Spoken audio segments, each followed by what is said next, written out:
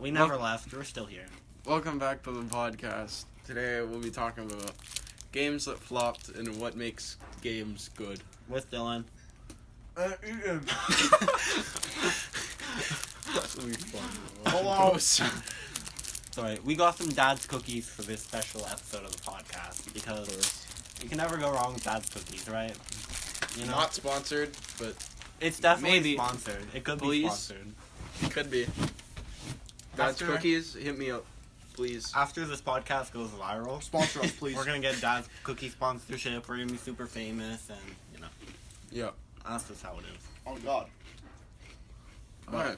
Sorry, I interrupted your question, but I also don't care. But I guess you have to ask it.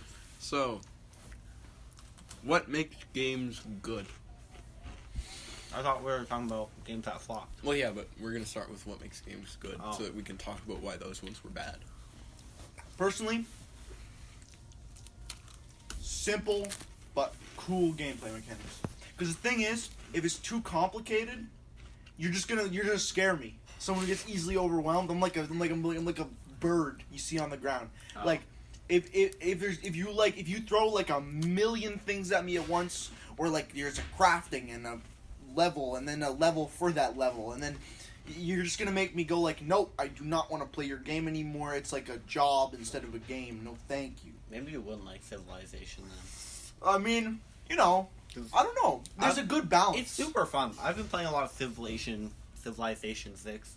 Super fun game. Would recommend. All about developing your empire, picking your leader, and in my case, usually conquering the world. So it's actually really fun, but it's definitely like not beginner friendly. Like I had to watch a lot of tutorials because it's like the game's overwhelming when you start off. Like I had no idea what I was doing. But Yeah. after I played it for a long time now, it's really fun. I would recommend it. Yeah, when you showed me it, I had no idea what was happening. Like when we played gotta it play that again, one time. I'm sorry. The Dad's cookies. It's ruining my voice. But we gotta play again, Josh, because now I actually know how to play. I still won't, but if it's all good. I'll teach you. That's fine. Sorry, I forgot the question. What was it? What make game good? What makes a game good? Yeah.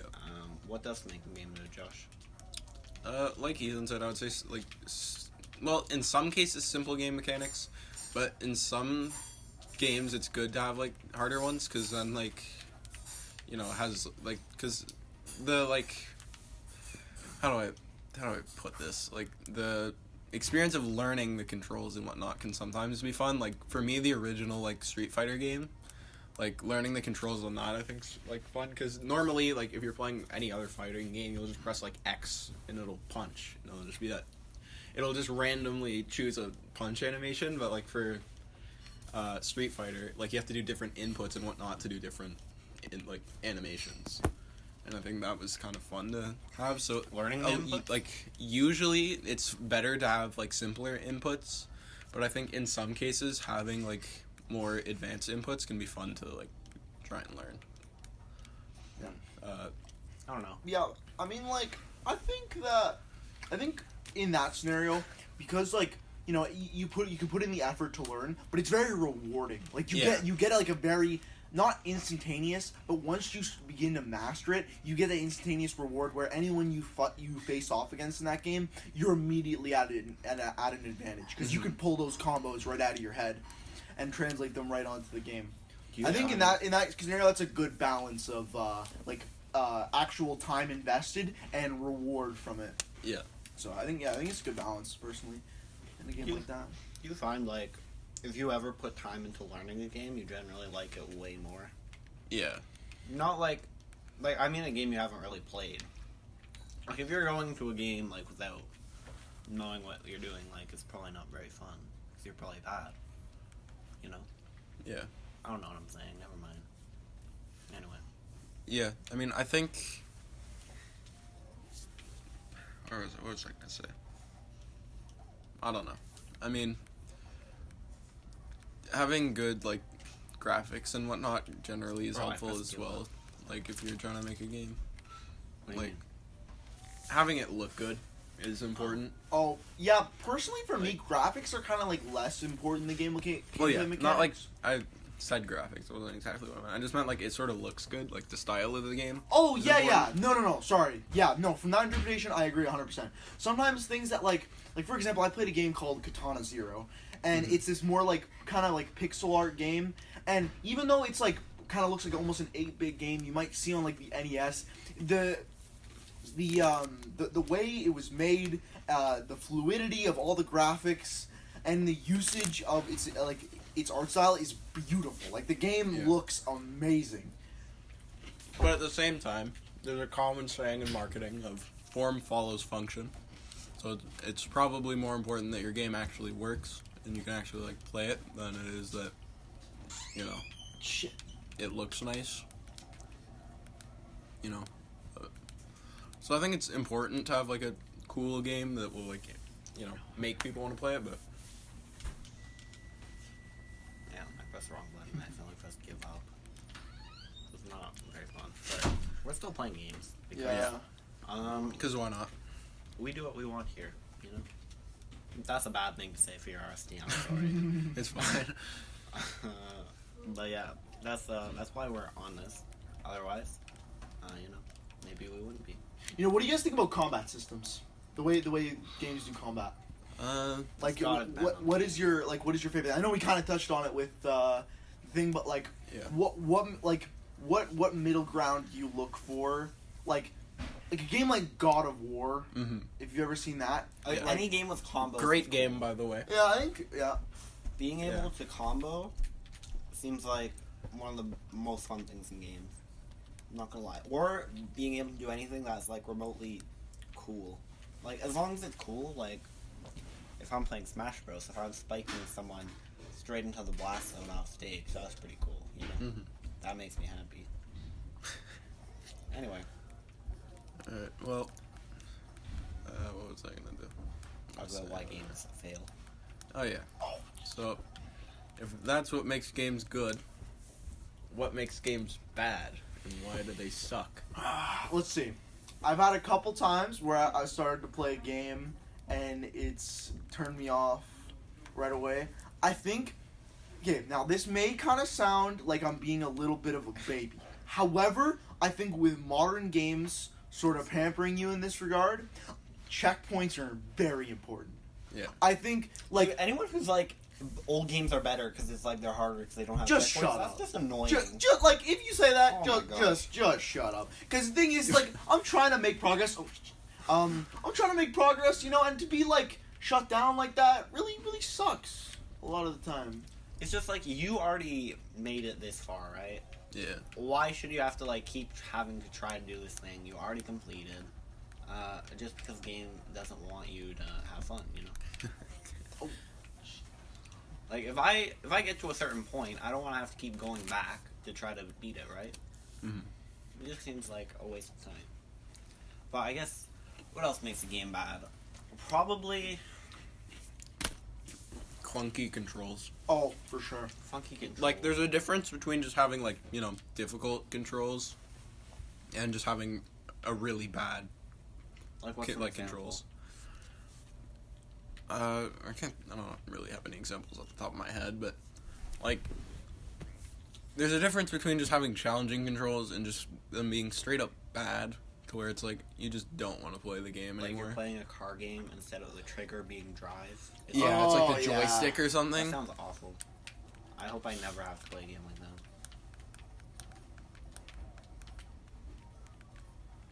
Well, what makes the game we're playing right now good? By the way, we're playing Ultimate Chicken Horse. Cool game. Check it out if you haven't. You're just making an obstacle course, and you're playing as cool little animals, so...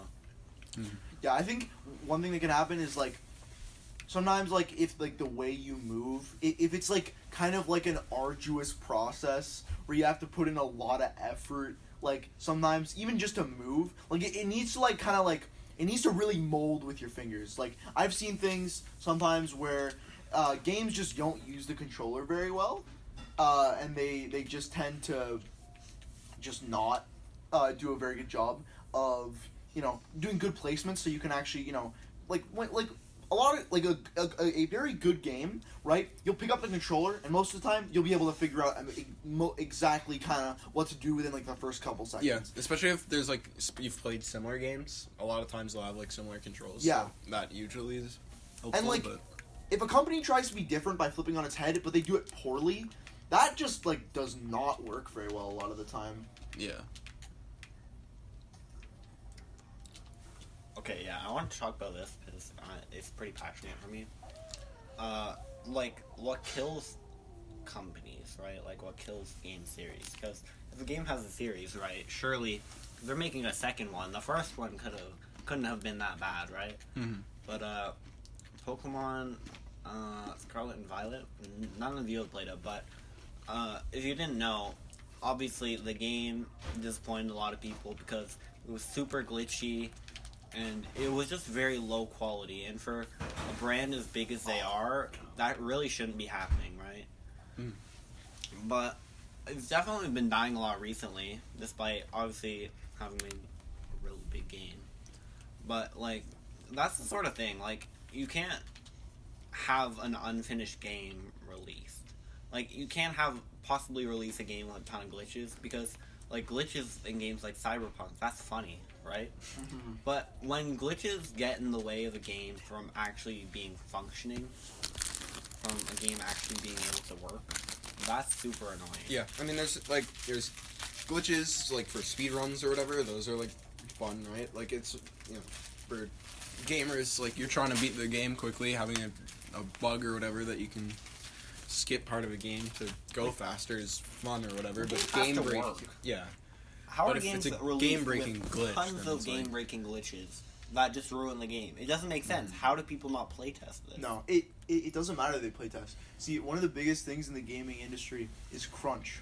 You know, they try and force them to put out a game like every year, and like they give like the developers, poor developers. Honestly, I'm gonna say this. I don't think it's the developers' fault. I think it's like the executives. Like if you think about like Electronic Arts, like they are the most scummy companies. Like easily one of the most scummy companies ever to exist, and I think like what they do to their developers by giving them these unrealistic deadlines, and they know they can make money. Like the thing is, people are dumb, right? What do you say every You're single not year? wrong. Like you think about it like this, right? You know sports games. Yeah. When is the last game? I'm just gonna die. When do you think the last time like a game like those sports games like NHL, Madden? When have there been a gigantic, significant change? Never. From like I don't know when they were doing like 19 or like 17 to like 23 that we're at now. Nothing. I guarantee nothing has changed. Really? Yeah, you're not wrong. Like, I mean, with NBA, they mainly just changed, like, the shot meter. Yeah. that doesn't count though. That's Exactly, The same. like- It's like Right, and they like what, and then they change their riveting plot because it's so good every but year. people buy them every year, right? And they Yeah. pre-order them, and they give them like for the Ultimate Edition, they get like, hundreds of dollars. So they know people that's gonna buy them, and they know, yeah. I mean, it's just it's screwed up. It's Why screwed do up. people keep buying 2K? I mean, I guess I can't really Kids, talk, but like, parents buying their kids games because they don't know what game the kid's gonna want. It's oh, and they already have the latest 2K. Hey Dylan, Yeah. just as an FYI, Mom's gone to pick up Grandpa. We'll probably eat in about 15 to 20 minutes. oh, okay. Anyway. What's up? You can always just edit this, right? You can cut it out. Yeah. Okay. We talk for another minute. Mm. But yeah, what's an example of a game? Back for Blood. Back for Blood was easily one of the biggest disappointments in gaming. It was supposed to be a spiritual successor to Left 4 Dead, and it ended up being garbage. They didn't improve on anything that the original was known for. And it was really disappointing. They screwed up the weapons. The game was buggy. The thing about Left 4 Dead was that it was such a robust game. it had modding support. It had like a really robust system with little glitches, and it was just a very solid experience. And they completely fumbled it. And that was a really big disappointment for me when I read the reviews and watched videos on that game. That was a big disappointment, especially for one of Valve's one of their biggest franchises.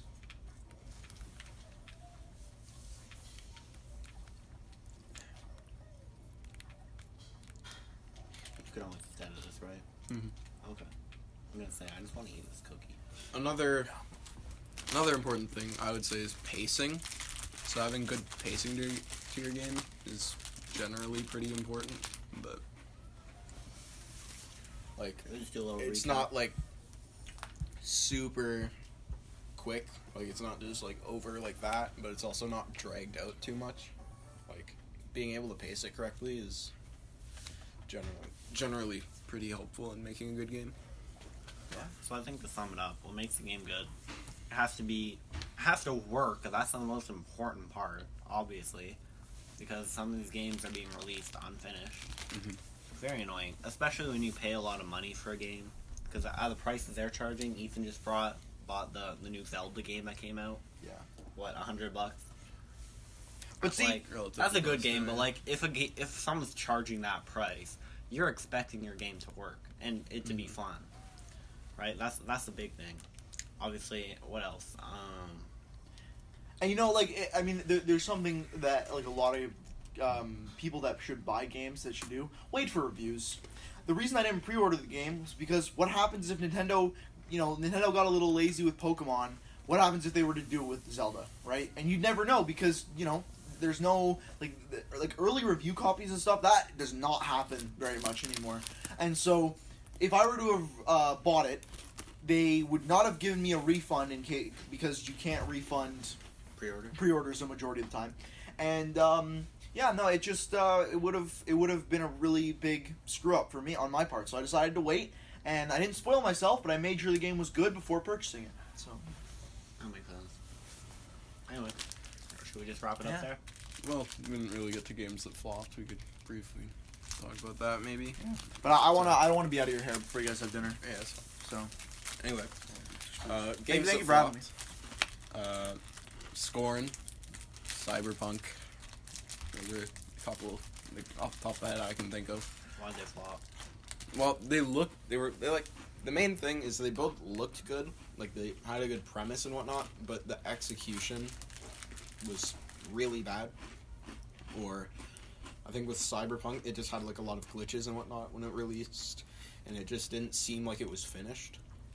And I think that's a big problem, is like making sure that when you're gonna release a game, you've like done everything you wanted to do, and you've like done what people expect of you. Otherwise, there will like backlash and whatnot. Like it's bound to happen if you don't release what seems like a actually fully made game. Yeah. I agree.